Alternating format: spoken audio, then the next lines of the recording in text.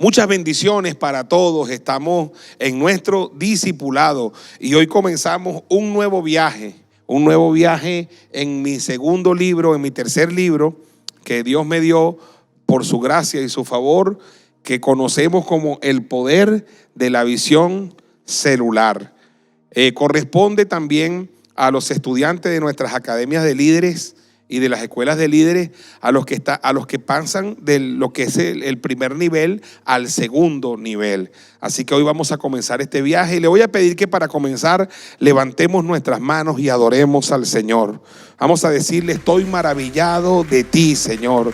Estoy maravillado de todas las cosas que has hecho, de la que haces y de la que harás. Levanta tu mano y se lo vamos a decir con esta canción. Amén. Aleluya, que dice: tu belleza es indescriptible. Aleluya, vamos a cantárselo. Tu belleza es indescriptible, difícil de expresar. Tus obras son inconmovibles, incomprensibles. No hay nadie como tú, Señor. ¿Quién podrá entender tu sabiduría? ¿Quién podrá medir tu profundo amor? Tu profundo amor. Tu belleza es indescriptible. Majestad, entronado estás, sentado en el trono de mi corazón. Levanta tu mano y di: maravillado, maravillado estoy de ti, maravillado estoy de ti, maravillado estoy de ti. Santo Dios, de quien la gloria es. Maravillado, maravillado estoy, mi Dios. Maravillado voy, maravillado estoy, mi Rey. Dígaselo fuerte, vamos. Tu belleza es indescriptible, difícil de expresar. Tus obras son incomprensibles. No hay nadie como tú, Señor. ¿Quién podrá entender tu sabiduría? ¿Quién podrá medir tu profundo amor? Tu profundo amor. Tu belleza es indescriptible. Dígalo fuerte: majestad, entronado estás. Cántalo conmigo: maravillado estoy, maravillado estoy de ti, maravillado, maravillado estoy de ti. Santo Dios, de quien la gloria es. Maravillado estoy, maravillado estoy, maravillado, maravillado mi Dios, maravillado Jesús. Levanta tu mano y dilo: Santo Dios, de quien la gloria es. Maravillado estoy. Aleluya, aleluya. Vamos, yo quiero que ahí donde tú estás le des un aplauso al Señor. Aleluya. Estamos maravillados de ti, Señor, de todo lo que tú eres, de todo lo que tú haces, de todo lo que tú has hecho, de todo lo que tú harás, Señor. Te ponemos este segundo nivel de escuela de líderes, Señor. Este nuevo viaje que hoy comenzamos, y te pedimos que vayas con nosotros, que nos bendiga, que pongas tu sello de gloria, que pongas tu sello de bendición en el nombre poderoso de Jesús. Desata la unción, Señor, y que a causa de la unción los yugos se pudran en el nombre poderoso de Jesús. Amén, amén y amén. Dele un aplauso al Señor, aleluya. Yo, como apóstol y pastor de este ministerio que ya cumplió 23 años, creo profundamente que la misión de la iglesia es ir y hacer discípulos a todas las naciones. Ese es lo que nosotros conocemos como la gran comisión. Un discípulo se diferencia dramáticamente de un creyente. Un creyente asiste a la iglesia, lo traen, otros oran por él, siempre está pidiendo y mendigando oración, no es contribuyente de la iglesia, cree en Dios, pero no está comprometido con el reino de Dios. Un discípulo es una persona que es un alumno, que está aprendiendo, que está creciendo, que se está comprometiendo, que ya ora por sí mismo, lee la Biblia por sí mismo, se congrega por sí mismo, busca la manera de que otros se congreguen y conozcan a Jesús a través de su vida. Un discípulo es un alumno de su maestro. Y el propósito de esta escuela de liderazgo y de cada uno de los libros que el Señor me ha permitido escribir, en principio son para consumo interno, son para consumo de nuestro ministerio. Estos libros no están a la venta en ninguna librería cristiana. Por ahora yo no tuve esa visión de hacerlo así. Esto es para nuestras academias, para la formación de los líderes de nuestra congregación, para la formación de los pastores de nuestro ministerio, de nuestras escuelas de líderes. El primer libro que ya vimos, 12 clases, fue el libro Firme, Constantes y Creciendo.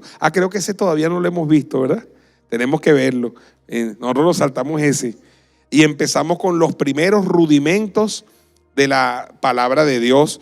Ese sí fue un viaje largo. Estuvimos viendo 12 clases más una adicional, que es que el capítulo 1 está partido en 2. Y maravilloso. Y hoy vamos a empezar el segundo libro. El libro, los primeros rudimentos de la doctrina o la palabra de Dios, busca o tiene como propósito sentar las bases doctrinales. Óigame bien, los rudimentos de nuestra fe, en qué creemos, en qué doctrinas nosotros creemos, lo que llamamos la sana doctrina. Es lo que el escritor a los Hebreos llama los primeros rudimentos de la palabra de Dios. O sea, son los fundamentos sobre los cuales un líder después edifica su liderazgo. Este segundo libro en la escuela de líderes, que sería el tercero para nosotros, el poder de la visión celular, va un paso ahora más allá. Va a la formación de lo que es el líder y lo que es el conocimiento de nuestra visión como congregación local y para nuestras iglesias hijas. La formación de un líder eficiente y eficaz que sea capaz de reproducir la visión con nosotros. El prólogo del libro Los primeros rudimentos lo escribió mi pastor, nuestro pastor, el patriarca, el fundador de este movimiento, Antonio González.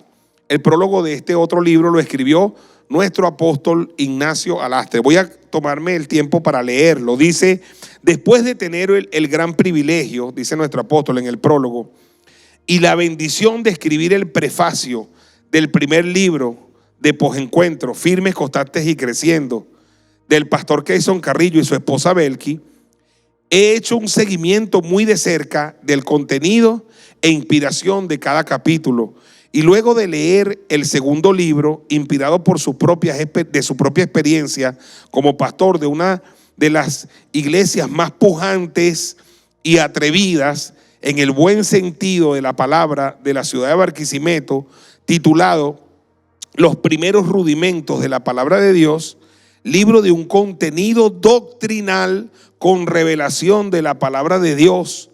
Ahora Dios me da la oportunidad de escribir el prólogo de este tercer libro, que consecuencia a la visión que el Espíritu Santo ha dado al autor, quien ha tenido la inspiración, revelación y la activación del don de escribir, porque hay que reconocer que es un don de parte de Dios, de hilvanar con sabiduría tantas ideas con el propósito de ayudar a la edificación del cuerpo de Cristo.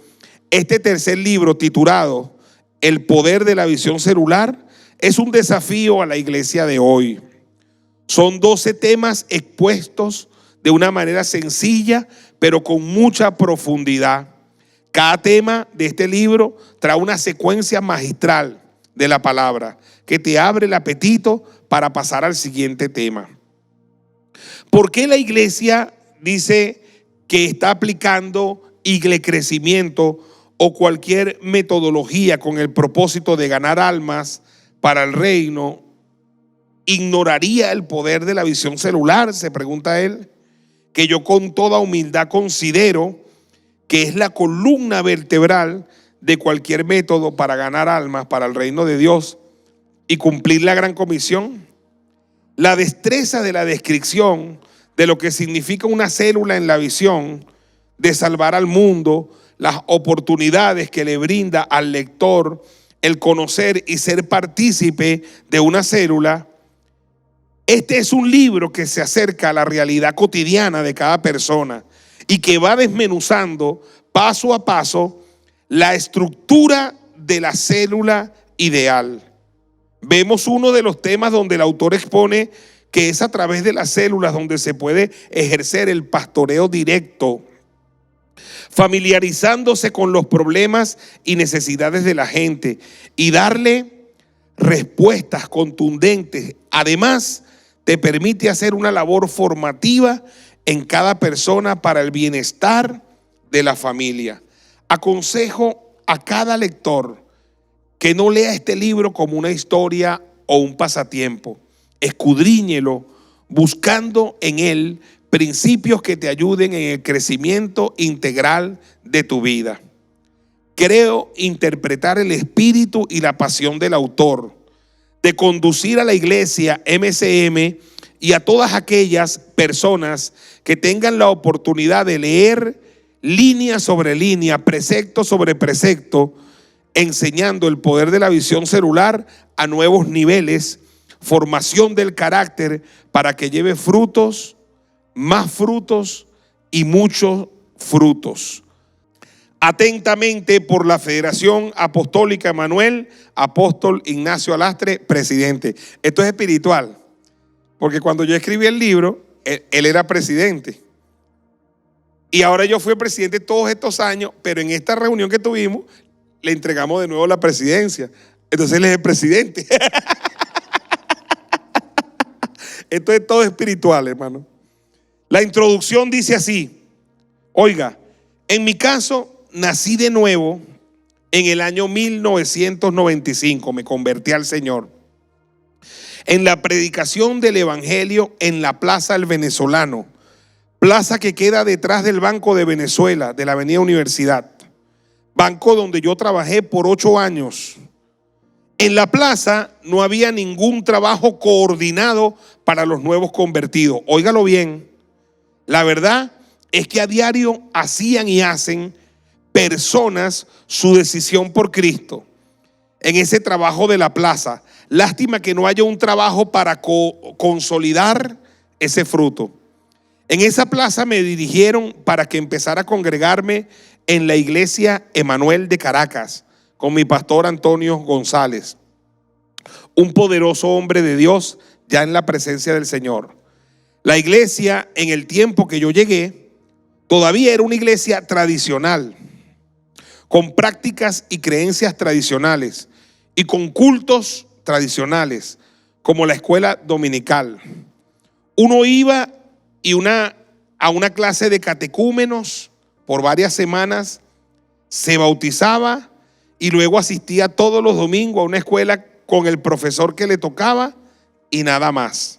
Nos nutríamos espiritualmente con los poderosos estudios bíblicos de los días viernes y con las predicaciones de los miércoles y los domingos de nuestro pastor Antonio González.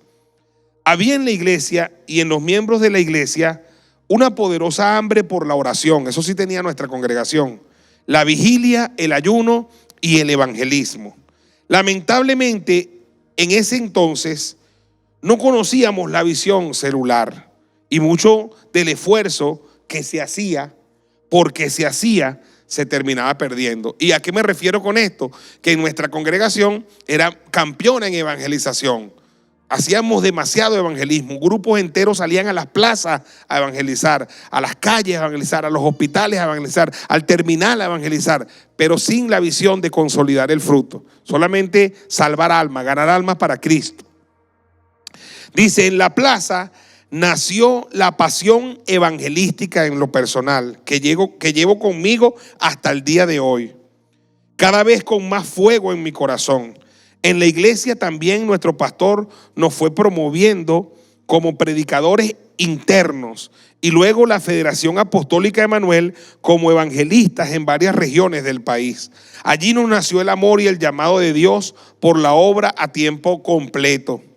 Fuimos instalados como pastores el 18 de julio de 1999. A la fecha de la grabación de este video, acabamos de cumplir 23 años en el 2022. Y la pregunta que nos hacíamos en ese entonces era, ¿qué hacer? ¿Cómo pastorear eficazmente la iglesia? Esta pregunta nos consumía largos periodos de oración y preocupación. Pero Dios empezó a respondernos a través de la Biblia, la palabra de Dios, libros que llegaron a nuestras manos y videos de cosas que Dios estaba haciendo en el mundo. Y llegamos de repente a una conclusión después de leer y estudiar y de ser guiados por el Espíritu Santo. Óigame, esta fue la conclusión. Cito, las células son la columna vertebral de la iglesia. O sea, eso fue una conclusión a la que llegamos hace 23 años, a un poquito más quizás. Las células son la columna vertebral de la iglesia. Lo fueron en la iglesia primitiva y lo son hoy en pleno siglo XX y XXI. Y cito el siglo XX porque en el siglo XX se dio a conocer muchos de los movimientos celulares más poderosos del mundo, como el ministerio del pastor John Guichó, que llenó la tierra. Dice, le agradecemos a Dios, nos inspiramos, aquí lo nombro, en el pastor Cho, nos inspiraron los libros del pastor Cho. Queríamos viajar a Corea del Sur, pero era muy lejos y caro. Y me da mucho miedo el viaje tan largo. Había también muchas otras partes del mundo donde estaban teniendo tremendos éxitos en cuanto a las células. Algo que me sorprendió mucho fue un libro llamado 8 características de una iglesia saludable. Estoy citando estas cosas para que los pastores tomen nota y se pongan las pilas. Dice, habían demostrado, óigame bien, en las 1000 iglesias más grandes del mundo, ubicadas en los 5 continentes de la tierra, se practicaban 8 cosas, 8 principios que funcionaban lo mismo en China, en Norteamérica o en cualquier parte. Uno de esos 8 principios, uno de los 8, escúcheme, era trabajar con grupos pequeños, grupos familiares o células. En el año 2001 realizamos un primer viaje a Bogotá, Colombia, a la Iglesia Misión Carismática Internacional del pastor César Castellanos. Entonces ya no había dudas, ahí se disiparon todas las dudas. Nacimos a la visión de la iglesia celular. Fue una experiencia transformadora y renovadora. Nos convertimos a la visión celular. Aprendimos el proceso, nos sometimos a él y en cosa de 5 años la iglesia ya nunca más fue la misma. Es hoy nuestra iglesia una iglesia celular, pujante y triunfante, que aunque está ubicada, oiga bien, geográficamente al oeste de la ciudad de Barquisimeto, en Venezuela, no está limitada por eso. No la limita tampoco las 4 paredes del templo. Hoy la iglesia tiene presencia en el norte, sur, este y oeste de Barquisimeto y otras ciudades del estado Lara. Te invito a sumergirte en el libro El Poder de la Visión Celular, libro nacido al fragor de lo aprendido de otros ministerios, la guía del Espíritu Santo y nuestra propia y pequeña y humilde experiencia en estos años que tenemos en la visión celular. Pastor Keyson Carrillo, denle un aplauso al Señor, aleluya. Así que agradecemos al Señor por toda esta maravillosa y grandiosa experiencia. Y no lo digo, pero luego viajamos 2 veces más a Bogotá, Colombia, y uno de los pastores de la iglesia de Bogotá, Colombia, estuvo trabajando con nosotros por un periodo de 6 meses, con 12 pastores de la ciudad de Barquisimeto, y gracias a Dios aprendimos muchísimo el proceso de la visión celular. También luego, mucho más adelante, nosotros viajamos 15 días a Guatemala. Y en Guatemala, por supuesto, las iglesias más grandes de Guatemala, todas trabajan con el sistema celular. La iglesia del pastor Jorge H. López, la Mega Frater, trabaja con el modelo del pastor Cho. La iglesia del pastor Harold Caballero, incluso el templo es una réplica más pequeña del original del pastor Cho. Imagine usted la influencia de Cho en Guatemala. El pastor Cho tuvo muchísima influencia en Guatemala, como muchos no tienen idea. Hoy Guatemala tiene 60% de su población cristiana. Muchas de sus megas iglesias y templos son iglesias celulares por la influencia que tuvo Cho en Guatemala. No la tuvo así en Venezuela. Creo que Cho vino solamente una vez a Venezuela y no fue muy buena lo que se oye de su visita a Venezuela. El Cho era uno de los que decía: Venezuela no está lista. Lo decía el pastor Cho: Venezuela no está lista cuando vino. En cambio, en Guatemala él vio otro ambiente y las iglesias tomaron la visión y avanzaron. El pastor Casluna es una poderosa iglesia celular en Guatemala. Y así las iglesias de Guatemala todas manejan grupos familiares, grupos celulares, grupos racismo, grupos la visión celular. Y no cabe duda, porque las iglesias, las 1000 iglesias, oiga bien, más grandes del mundo, tienen 8 cosas que son comunes a todas, aunque son todas iglesias de diferentes denominaciones y no se conocen una con otra, pero son principios, son valores, 8 cosas que le son comunes. Esto es un trabajo investigativo que hizo un estudioso, un académico llamado Christian Schwab, y pudo determinar que aunque una iglesia estuviera en un continente y la otra en otra y no se conocieran, practicaban 8 cosas de las cuales todo nutría la iglesia y la iglesia crecía, explotaba y se multiplicaba. Una de esas 8 características, óigame, es que las 1000 iglesias más grandes del mundo trabajan con visión celular. O sea, yo no sé si yo alcanzo a explicarme, pero una vez que tú lees algo como eso, entonces tú tienes que decir: si yo quiero ser una iglesia que haga el trabajo, que sea efectivo en la misión, en ganar almas para Cristo, en discipular vida, en levantar liderazgos emergentes, yo tengo que ser una iglesia celular, porque las iglesias celulares son las iglesias que en el mundo crecen y se multiplican. Vamos a usar la base para el primer capítulo del profeta Isaías, capítulo 9. Isaías, capítulo 9. Y mire cómo está revelada aquí tan poderosamente lo que yo considero que es la visión celular. Isaías capítulo 9, versículo 1. Vamos a ver hasta el versículo, aleluya, 7. Hasta el versículo 7. Y dice así la palabra: mas no habrá siempre oscuridad para la que está ahora en angustia, tal como la aflicción que le vino en el tiempo que livianamente tocaron la primera vez a la tierra de Zabulón y a la tierra de Neftalí. Pues al fin llenará de gloria el camino del mar, de aquel lado del Jordán, de Galilea de los gentiles. Oye, el pueblo que andaba en tinieblas vio gran luz, y los que moraban en tierra de sombra de muerte, luz resplandeció sobre ellos. Multiplicaste la gente y aumentaste la alegría. Se alegrarán delante de ti como se alegran en la siega, como se gozan cuando reparten despojo, porque tú quebraste su pesado yugo y la vara de su hombro y el cetro de su opresor, como en el día de Madián. Porque todo calzado que lleva el guerrero en el tumulto de la batalla y todo manto revolcado en sangre será quemado. Pastos de fuego. Porque un niño nos es nacido, hijo nos es dado, y el principado sobre su hombro.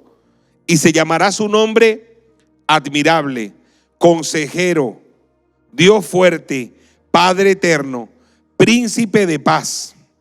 Lo dilatado de su imperio y la paz no tendrá límite sobre el trono de David y sobre su reino, disponiéndolo y confirmándolo en juicio y en justicia desde ahora y para siempre. Oye, el celo de Jehová de los ejércitos hará esto. Amén, hará esto. Vamos a ver el primer capítulo se llama El poder de la visión celular. Lleva el libro, el primer capítulo lleva el libro del título del libro. Amén. Y dice así, ve, oiga bien. En la última asamblea, esto es cuando escribí el libro, esto tiene como por 2006 o 2007, yo no recuerdo. En la última asamblea anual de los jefes de Estado en la ONU, algo importante fue ver en dicha asamblea la gran preocupación de todos los presidentes del mundo por las situaciones tan difíciles que están sucediendo. Desde el terrorismo, la pobreza, el recalentamiento de la tierra, los desastres naturales, entre otros. Se nota también en dicha asamblea que los mismos jefes de estados reconocen que el mundo está de cabeza. Además, la profunda división que existe en cuanto a criterios, ideologías y manera de abordar los problemas del mundo de hoy. Si en lo concreto, cuando escribí el libro, vemos hacia nuestro país Venezuela, ya estábamos en este proceso que llaman revolución bolivariana. Dice, aunque se dice que hay una revolución y todo lo que se dice, la verdad verdadera es que la pobreza se ha incrementado. O sea, todos los males que hicieron, que fueron temas de campaña política, lo recuerdo perfectamente en el año 1997 y en el año 1998, todos los temas que llevaron a Chávez a la presidencia, pobreza, corrupción, desnutrición, el problema de salud, los maestros, bueno, todos esos problemas ahora uno los ve y dice, bueno, no teníamos prácticamente problemas como lo que tenemos ahora. Todo eso se multiplicó por 10,000. Ahora están peores cada uno de esos problemas. Entonces dice, ve, la verdad es que la pobreza se ha incrementado, los niños de la calle, el hambre, la delincuencia, los asesinatos, los homicidios, las muertes diarias, el problema carcelario, todo eso y mucho más tiene a la familia venezolana sumida en la más profunda tristeza. Hermano, 2006, 2007, ya yo decía esto, y 2022, bueno, ahora estamos presenciando la huida de los venezolanos por la selva del Dairén en Panamá. Han muerto cientos de venezolanos cruzando ríos, escapando de Venezuela. O sea, realmente tenemos serios problemas. Se habla de que más de 6,5 millones de personas se han ido del país. Realmente nuestro país se está atravesando por una etapa de mucha oscuridad y de mucha tristeza y dolor. Todos lo sabemos. Entonces dice, ve, si no lo cree, basta con ver los noticieros de cualquier canal y ver el dolor de la gente que sufre, que se pierde, un familiar que se pierde a manos del AMPA, del secuestro, que se pierde en sus casas por un derrumbe, el drama de las cárceles y sus familiares. Podemos concluir, por lo tanto, como lo dice el profeta Isaías en el capítulo 60, verso 3, porque aquí que tinieblas cubrirán la tierra y oscuridad las naciones. Esta palabra, Isaías 60, verso 2, está en su pleno cumplimiento actualmente. Tinieblas se está cubriendo la tierra y oscuridad las naciones. Óigalo bien, esta palabra profética de hace muchísimo más de 3,000 años, 2,750 años aproximadamente, está en su pleno desarrollo en esta hora del mundo. Nunca como ahora la oscuridad había avanzado tanto.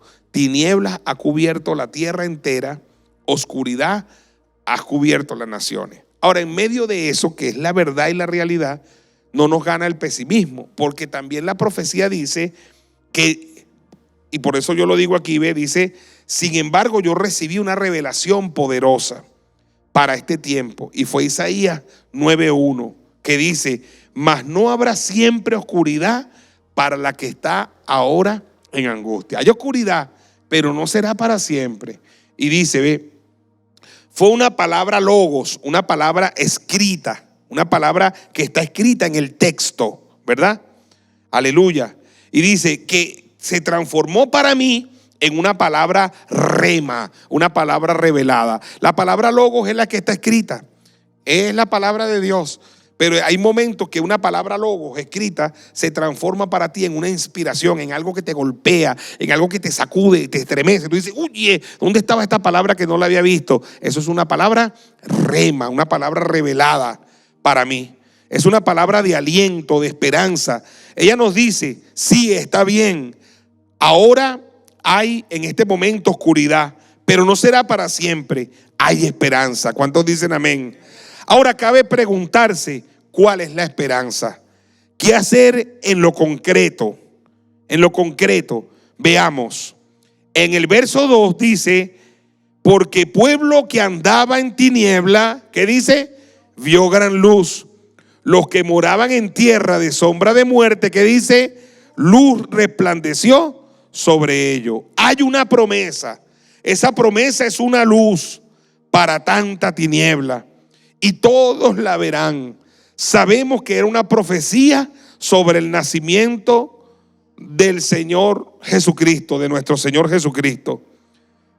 Pero Él, que es la luz, veamos cómo dice Juan capítulo 1, versos 7 y 8. Este vino por testimonio para que diese testimonio de la luz, a fin de que todos creyesen por Él. No era Él la luz, sino para que diese testimonio de la luz. Hablando de Juan el Bautista, no era él la luz, pero él daba testimonio de la luz. ¿Y a quién se refiere? ¿Quién es esa luz? Jesús es la luz del mundo. Juan capítulo 3, verso 19, ¿cómo dice? Y esta es la condenación, que la luz vino al mundo y los hombres amaron más las tinieblas que la luz. Okay. ¿Qué fue lo que vino al mundo? La luz vino al mundo. ¿Y a quién se refiere? A Jesús. Jesús es la luz del mundo. Pero también nos dijo a nosotros que somos luz. Mateo 5, 14, 15 y 16. ¿Cómo dice? Mateo 5, 14, 15 y 16. ¿Cómo dice? Vosotros sois la luz del mundo. Una ciudad asentada sobre un monte no se puede esconder, ni se enciende una luz y se pone debajo de un almud, sino sobre el candelero, y alumbra a todos los que están en casa. Listo. Nosotros somos ahora la luz del mundo, porque cuando Jesús, como la luz o la luz del mundo, se iba a ir de este mundo, no podía dejar al mundo desprovisto de luz. Y entonces cuando se fue, le dijo a los discípulos, ahora ustedes son la luz del mundo.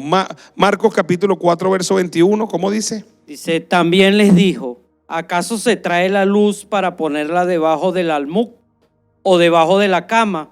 ¿No es para ponerla en el candelero? La luz es para ponerla encima, para que alumbre a todos. Lucas capítulo 8, verso 16. Nadie que enciende una luz la cubre con una vasija, ni la pone debajo de la cama, sino que la pone en un candelero para que los que entran vean la luz. Vean la luz. Y Lucas capítulo 11, verso 33. Nadie pone en oculto la luz encendida, ni debajo del almud, sino en el candelero, para que los que entran vean la luz. Vean la luz. Hermanos, si ve la cantidad de textos, y ahora es que podemos amanecer citando textos que hacen referencia a la luz, a la luz, a la luz, a la luz.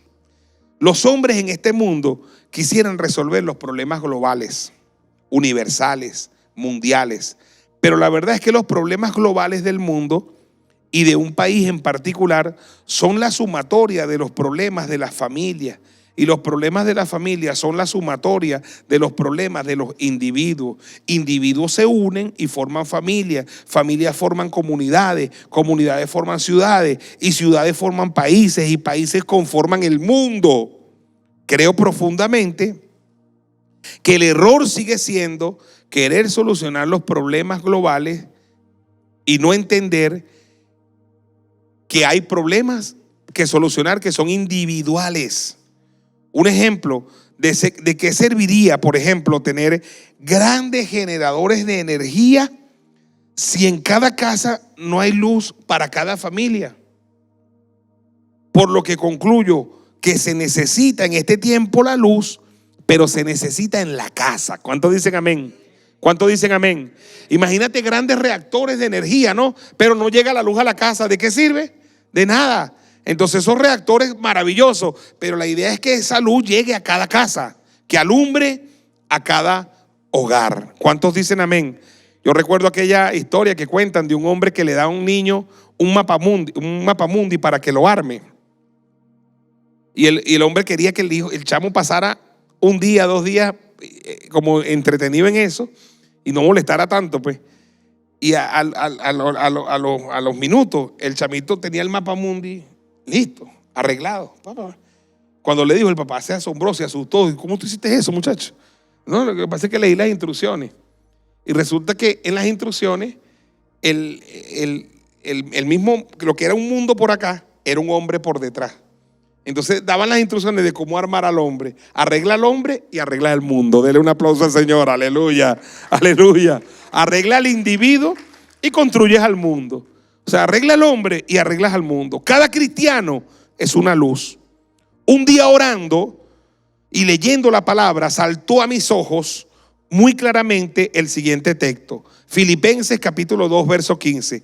Para que seáis irreprensibles y sencillos, hijos de Dios sin mancha, en medio de una generación maligna y perversa, en medio de la cual resplandecéis como luminares en el mundo. Haga así, luminares en el mundo, pequeñas lucecitas.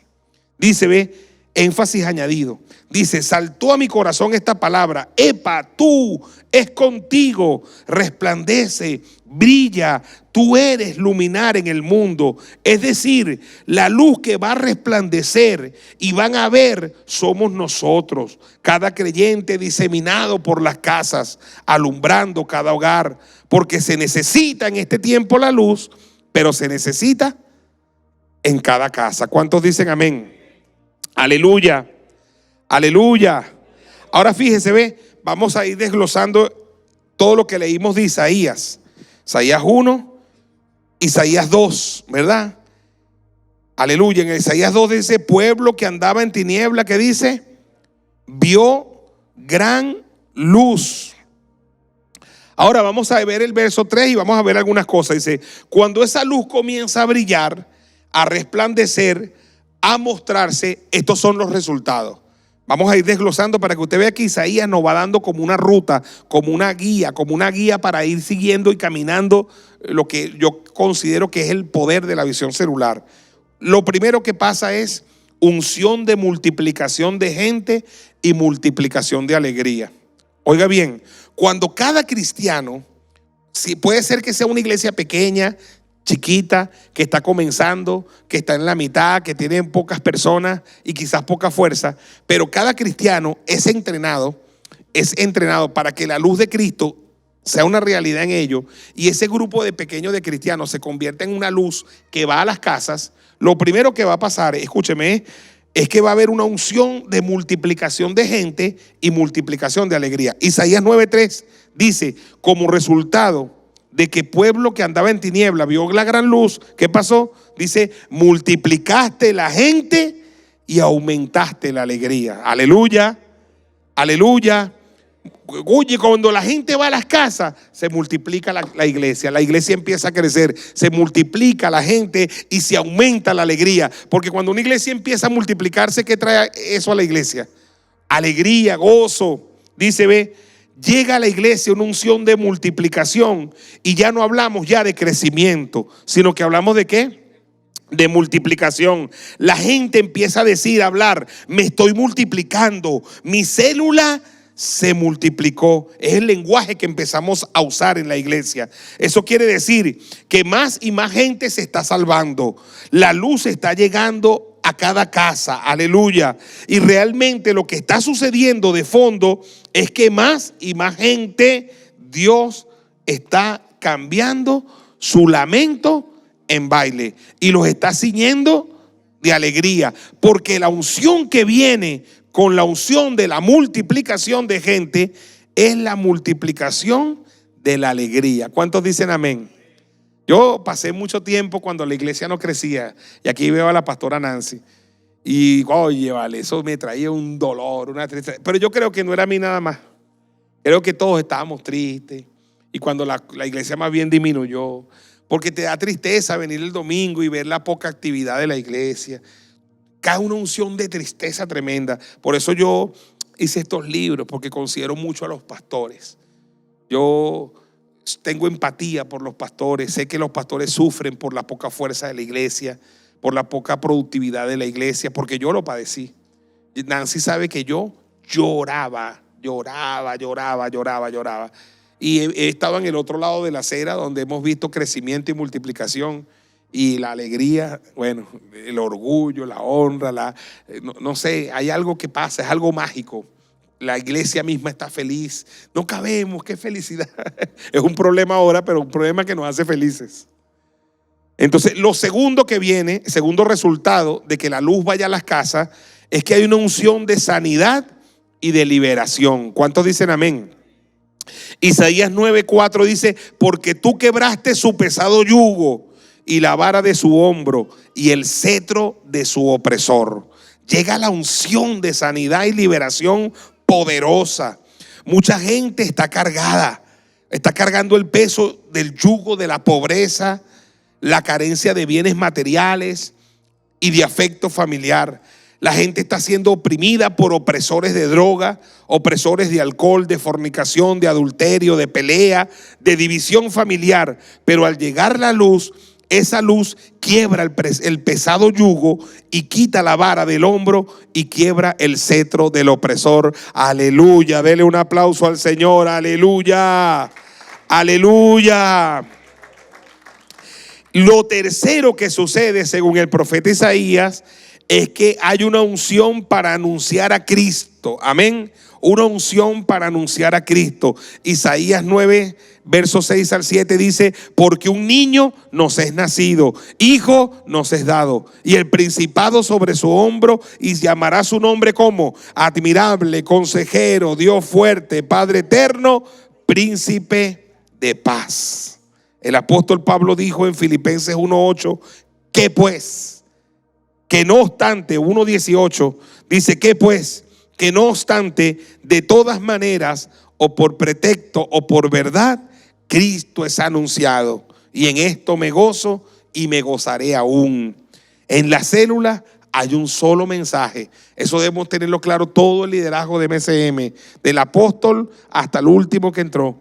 Aquí en la iglesia hay un solo mensaje. Nuestro nombre está compuesto por 3 letras, una M, una C y otra M. Y no es María Corina Machado. No, es Misión Cristiana para el Mundo. A veces cuando leo cosas sobre esta señorita en el periódico me aterra. MCM tumbará al gobierno. Ay, no somos nosotros, es ella. MCM llama tirano, no sé qué, no sé. Ay, eso es ella. Nosotros no estamos hablando así. Pero cónchale, esas 3 letras, vamos a tener mucho cuidado con MCM. MCM es Misión Cristiana para el Mundo. Eso dice que esta iglesia es una iglesia misionera, es una iglesia con una misión. Cada persona que se añade es un misionero del Señor. 2, es cristiana. No somos evangélicos, pentecostales, hueso colorado, pluma roja, ni adventistas, ni católicos. Somos cristianos, porque a los discípulos se les llamó como cristianos por primera vez en Antioquía. Estamos buscando volver a la palabra de Dios. Todos los ismos no han hecho sino traer división, dolor, fragmentación del cuerpo de Cristo. Creemos lo que dice la Biblia. ¿Qué es lo que fue? Lo mismo que será. Algún día la iglesia terminará siendo una sola iglesia, ya no católica, ni evangélica, ni adventista, ni presbiteriana, ni pentecostal, porque todo esto sí trajo luces, sí cumplió una función, pero hoy en día lo que ha fomentado es la fragmentación del cuerpo de Cristo, la mutilación del cuerpo de Cristo, dramáticamente en el mundo. Y por eso es que aquí y la verdad verdadera es que yo creo que antes de la venida del Señor, nuestra identidad no va a ser denominacional, no va a ser con las instituciones, no va a ser con los ismos, sino que va a ser con Cristo. Cristo. Hay una canción que hace mención a esto, dice: Cristo es el centro. Nuestro mensaje debe ser cristocéntrico. Amén. Cristo y la familia, Cristo y la finanza, Cristo y el amor, Cristo y el perdón, Cristo y el pecado, Cristo. Aleluya, aleluya, aleluya. Y es para el mundo. Misión cristiana, ¿para qué? Eso quiere decir para el negro, para el blanco, para el gordo, para el flaco, para el pobre, para el rico, para el feo, para el bonito, para todo el mundo, sin distinción, sin discriminación. Amén. Y entonces entendemos eso, ¿verdad? Y entendemos la visión celular de esa manera. Cristo es el centro. El apóstol Pablo dijo, repito, Cristo es anunciado y en esto me gozo y me gozaré aún. En la célula, repito, hay un solo mensaje que es Cristo. Él es alguien a quien admirar, es el mejor consejero, es el único Dios fuerte y verdadero, es mi Padre, es el príncipe de paz, es nuestro Señor. Amén. Aleluya. Denle un aplauso al Señor. Aleluya. Bases bíblicas para las células. Bases bíblicas. Dice, ve, en principio, en la primera iglesia, la misma tenía muy clara la visión celular. Veamos, Hechos 20, verso 20 al 21, cito: y como nada que fuese útil, he rehuido de anunciaros y enseñaros públicamente y por las casas. ¿Cómo predicaba Pablo? Públicamente y por las casas, testificando a judíos y a gentiles acerca del arrepentimiento para con Dios y de la fe en nuestro Señor Jesucristo. Veamos algunos fundamentos bíblicos para la célula. Hechos de los Apóstoles, capítulo 2, verso 42 al 46. Cito: y perseveraban en la doctrina de los apóstoles, en la comunión los unos con los otros, en el partimiento del pan y en las oraciones. Verso 46: y perseverando unánimes cada día en el templo y partiendo el pan en las casas, comían juntos con alegría y sencillez de corazón, alabando a Dios y teniendo favor con todo el pueblo. Oiga, el resultado era que el Señor añadía a la iglesia cada día los que habían de ser salvos. Óigame, el método, la metodología que usaron los apóstoles fue, aleluya, anunciar el evangelio públicamente, audiencias públicas masivas. Por eso hubo 3,000 convertidos. En la primera predicación de Pedro hubo 5,000 convertidos.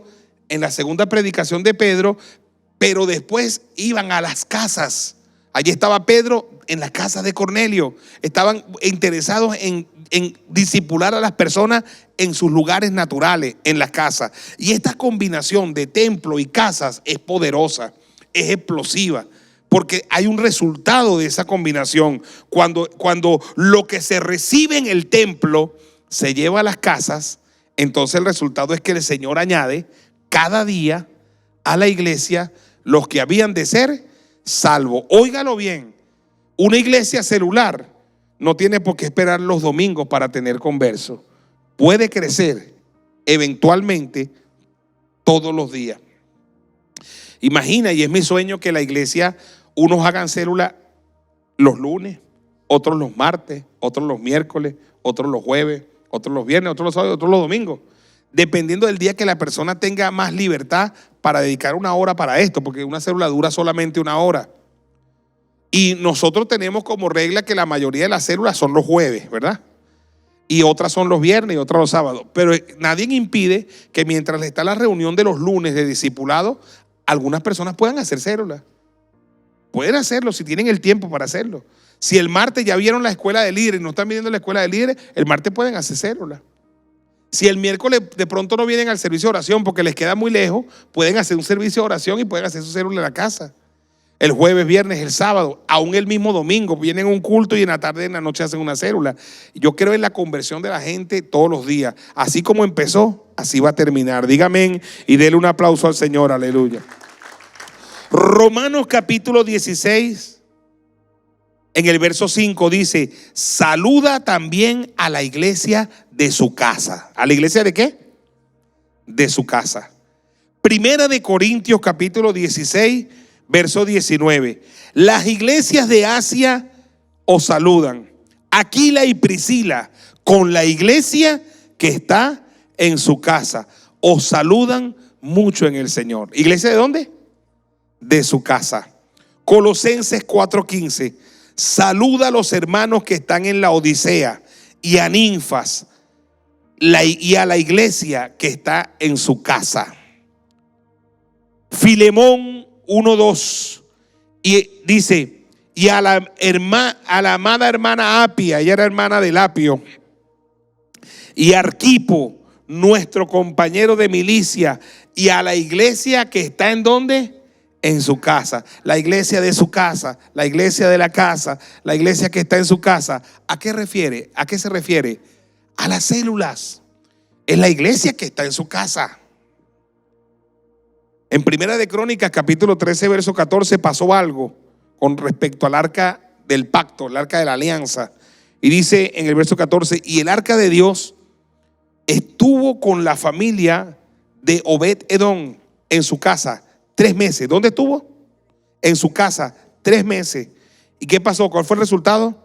Y bendijo Jehová la casa de Obed-Edom y todo lo que tenía. Una célula equivale a llevar la presencia de Dios, que es el arca, a las casas. Jesús dijo, donde hay 2 o qué, 3 reunidos en mi nombre, ahí está mi presencia. Ese es el arca, ¿verdad?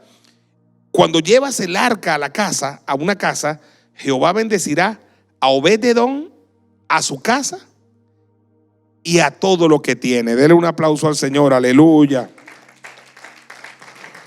Uno ve claramente cómo había una vinculación de un trabajo que se hacía a diario,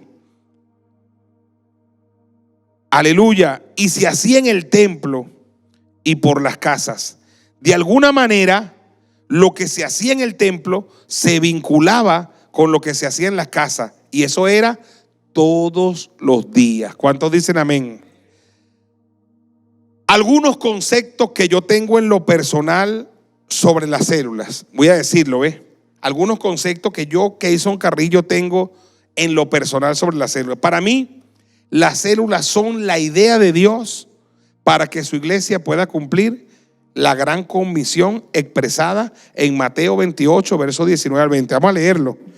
Por tanto, id y haced discípulos a todas las naciones, bautizándolos en el nombre del Padre y del Hijo y del Espíritu Santo, enseñándoles que guarden todas las cosas que os he mandado.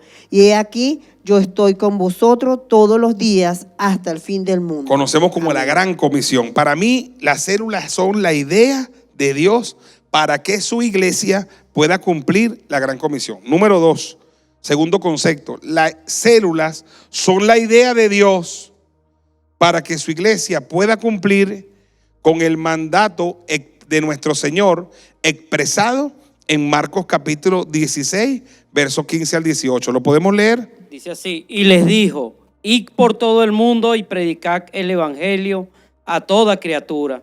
El que creyere y fuere bautizado será salvo, mas el que no creyere será condenado. Y estas señales seguirán a los que creen en mi nombre. Dice, y estas señales seguirán a los que creen. En mi nombre echarán fuera demonios, hablarán nuevas lenguas, tomarán en las manos serpientes, y si bebieren cosa mortífera no les hará daño. Sobre los enfermos pondrán sus manos y sanarán.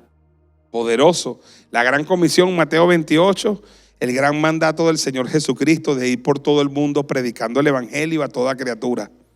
Número 3, para mí, la célula, óigalo, fue el estilo de vida predominante de los primeros cristianos expresados en Hechos de los Apóstoles, capítulo 2, verso 43 al 47. Y sobrevino temor a toda persona, y muchas maravillas y señales eran hechas por los apóstoles. Todos los que habían creído estaban juntos y tenían en común todas las cosas. Y vendían sus propiedades y sus bienes y los repartían a todos según la necesidad de cada uno. Y perseverando unánimes cada día en el templo y partiendo el pan en las casas, comían juntos con alegría y sencillez de corazón, alabando a Dios y teniendo favor con todo el pueblo. Y el Señor añadía cada día a la iglesia los que había de ser. Qué poderoso pasaje, hermano. Qué poderoso. Para mí ese es el estilo de vida de la iglesia. Así comenzó y así debe terminar la iglesia. Número 4, las células son, óigame bien, muy importante la única forma de cumplir con el sacerdocio colectivo expresado en Primera de Pedro, capítulo 2, verso 9. ¿Cómo dice? Mas vosotros sois linaje escogido, real sacerdocio, nación santa, pueblo adquirido por Dios para que anunciéis las virtudes de aquel que os llamó de las tinieblas a su luz admirable. Poderoso, porque por muchos años se deformó la práctica de la iglesia. Y la predicación del evangelio se le dejó al sacerdote, al pastor. En la Reforma Protestante había una de las cosas que vino a la luz en la Reforma Protestante fue eso. Entonces el sacerdote tenía unos estrados arriba de marfil, de caracola, donde se subía, vestía diferente al pueblo. Soy el sacerdote, estoy más alto que tú, visto diferente a ti. Yo predico la palabra de Dios, ustedes simplemente oyen. La Reforma Protestante bajó a los sacerdotes de ese estrado, los puso al nivel de toda la iglesia, aunque sigan siendo autoridad, les quitó las vestimentas especiales porque nosotros no somos nada diferente a la gente y nos recordó que yo no soy nada más sacerdote, todos somos real sacerdocio, todos somos nación santa, todos somos linaje escogido, todos somos nación santa y todos somos, no yo nada más, todos somos pueblo adquirido por Dios para que todos anunciemos las virtudes de aquel que nos llamó de las tinieblas a su luz admirable. Esto solo lo puede cumplir la visión celular. Le devuelve el sacerdocio a todos los creyentes. Cada creyente un sacerdote. Amén. 5. Las células, dice, cada líder, anfitrión y asistente es enviados, ungidos del Señor para 1. Predicar buenas nuevas a los abatidos. 2. Sanar a los quebrantados de corazón. 3.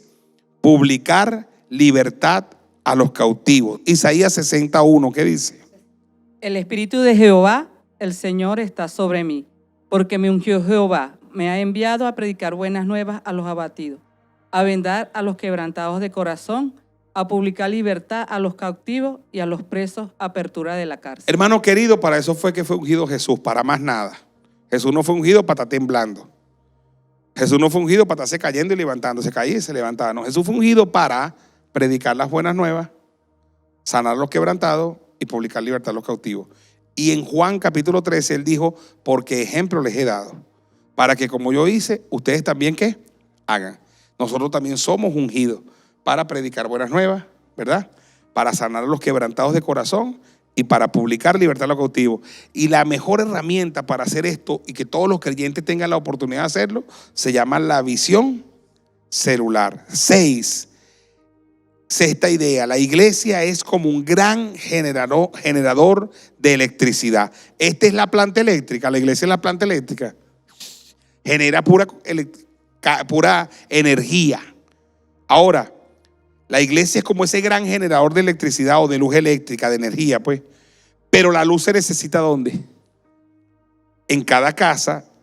Esos son las células, como en Hechos 5:42. ¿Cómo dice? Y todos los días en el templo y por las casas no cesaban Listo. de enseñar y predicar a Jesucristo. Lo que pasaba en el templo, generador de energía, ¿a dónde se proyectaba? A las casas. La luz se necesita en las casas. Número 7. En las células cada persona tiene 4 preciosas oportunidades. Cada líder tiene estas 4 oportunidades. Número 1, la oportunidad de ganar personas para Cristo. Número 2, la oportunidad de consolidar vidas para Cristo. Número 3, la oportunidad de discipular personas. Y número 4, la oportunidad de enviar personas. Diga conmigo: ganar, consolidar, discipular y enviar. Un proceso sencillo. Ganar.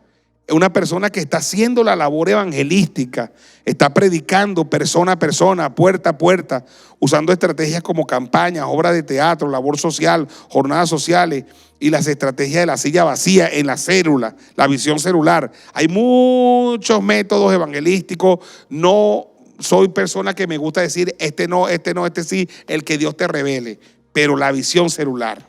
Amén. 2, consolidar a través del camino que provee la iglesia. Aleluya, en la visión. La iglesia provee un camino para que todo creyente que es ganado en la célula sea consolidado, como lo es el preencuentro, el encuentro y ¿qué más? Y el posencuentro. Nosotros hablamos de un creyente consolidado cuando hace preencuentro, hace todo el encuentro y culmina todo su posencuentro. Esa es una persona que tiene solidez cristiana. Dice, ve, nadie está consolidado hasta cumplir estas 3 fases. Discipular, oiga, entendiendo el discipulado como una relación de toda la vida, de padres e hijos, de una relación personal de amistad y compañerismo que nos ayuda a crecer. Me gusta decir, ganar empieza y termina. Ganar empieza con la predicación, termina con la persona recibiendo a Cristo. Consolidar empieza y termina. Empieza con el preencuentro, sigue con el encuentro y termina con el posencuentro. Discipular empieza y nunca acaba. Los discípulos verdaderos, no voy a decir, yo me gradué de discípulo, no, yo estoy en la escuela todavía, hasta el último día, porque el discípulo nunca deja de aprender. El discípulo siempre quiere aprender, siempre se somete, siempre oye a otros, siempre aprende, porque el discípulo es discípulo hasta que ya se va con Cristo. Amén. Enviar, número 4, en el momento que cada célula comienza a crecer y se multiplica, y aquellos siervos que un día tuvimos en un tiempo relativamente corto, pueden convertirse en líderes de su propia célula. Bueno, podemos contar muchos testimonios de aquí, ¿verdad? De la audiencia o de nuestra congregación, que hoy son líderes de célula, que primero fueron ganados, eran borrachos, alcohólicos, que lo que sea. Fueron consolidados en el proceso, fueron discipulados en la célula, en la escuela de liderazgo, se graduaron y hoy son líderes de célula. ¿Ves? Hoy son líderes. ¿Ves? Entonces, aquí en el libro escribí sobre algo que yo quiero traer a colación, que fue sobre el pastor Rick Warren. ¿Sabe que Rick Warren pastoreó? Porque este año renunció, ya entregó el pastorado porque ya está cansado, 40 años pastoreando. Pero una de las iglesias más efectivas en el mundo sobre lo que es la visión celular, una iglesia poderosa, tiene presencia en todos los países de la tierra. Ellos creyeron mucho en este pasaje de hacer discípulos a todas las naciones. El pastor Rick Warren, óigame, ve, dijo cuando escribió el libro recientemente acerca de experiencias que tuvo al viajar por algunas naciones y ver la problemática que existe en ellas, que Dios le ministró que en los 5 continentes de la tierra, en todos los países, habían 5 gigantes globales. Él decía, yo veo esos 5 gigantes en este país. Yo veo estos 5 gigantes en este país. Esos 5 gigantes estaban en todas partes y son estos. Número 1, la vaciedad espiritual, el vacío espiritual. Él vio que en todos los países había un gran vacío espiritual. Número 2, el segundo gigante que él vio en todos los países es que en todos los países hay un liderazgo egocéntrico, incluso liderazgo cristiano y liderazgo evangélico. ¿Cuánto ha perjudicado eso a la obra de Dios? Bueno, algún día rendiremos cuenta a Dios por nuestro liderazgo, pero un liderazgo egocéntrico. Tercer gigante que él vio en todos los países fue la pobreza.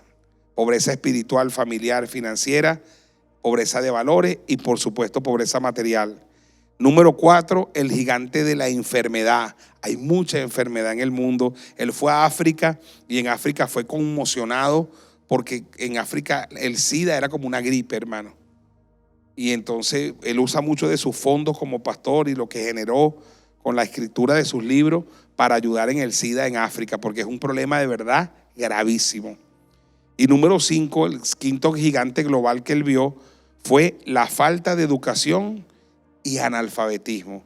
En el mundo entero hay mucha falta de educación y hay mucho analfabetismo. Y si una gente no sabe leer la Biblia y no es alfabetizada, ¿cómo va a conocer la verdad que le va a hacer libre?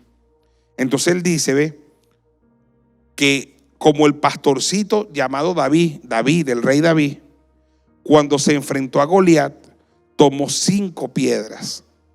Óigame, Rick Warren sugiere que David tomó 5 piedras porque una era para Goliat y 4 era para los 4 hermanos de Goliat, porque Goliat tenía 4 hermanos gigantes. O sea, que las 5 piedras son 5 piedras que él toma intencionalmente, por si vienen los hermanos a defenderlo, una para cada uno. Él sugiere que era una para cada hermano. Entonces había que tomar las 5 piedras para derribar los 5 gigantes globales. Una sola institución en el mundo, dice él, puede hacer esto. Es una institución que está en todas partes, en condados, en pueblos, en caseríos, donde no hay un ambulatorio, no hay una escuela, no hay bodega, no hay servicio público. Él dijo, hay una iglesia. Solo la iglesia puede derribar gigantes. La obra de teatro que hicieron aquí ayer fue tremenda, porque la iglesia es un gran gigante, pero un gigante dormido. Recuerdo en palabras del mayor general Miguel Rodríguez Torres decir que en su ministerio, en el ejercicio de su ministerio, en el Ministerio de Relaciones Interiores, él viajó toda Venezuela, conoce Venezuela de palmo a palmo. Y él dice que él se sorprendió, fue de una cosa, que en muchísimos pueblos, caseríos, no está el partido, no está el consultorio, no hay policía, pero hay iglesia. Él dice, a mí me sorprendió que en lugares donde no había nada, pero había una iglesia. Eso a él lo impactó.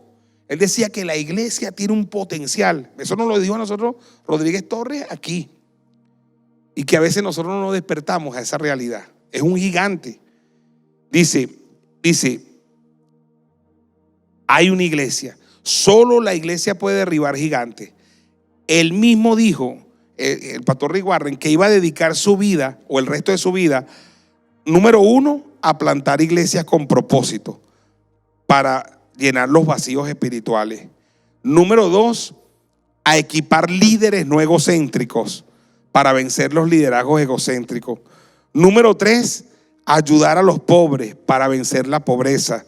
Número 4, a tener ministerio para cuidar a los enfermos, para derribar el gigante de la enfermedad. Y número 5, para educar a la congregación, para vencer la falta de educación y educar a la congregación. Yo me uno al clamor y a la lucha de este pastor por derribar esos 5 gigantes y espero que tú también lo hagas. Tú formas parte de esta visión. ¿Cuántos dicen amén?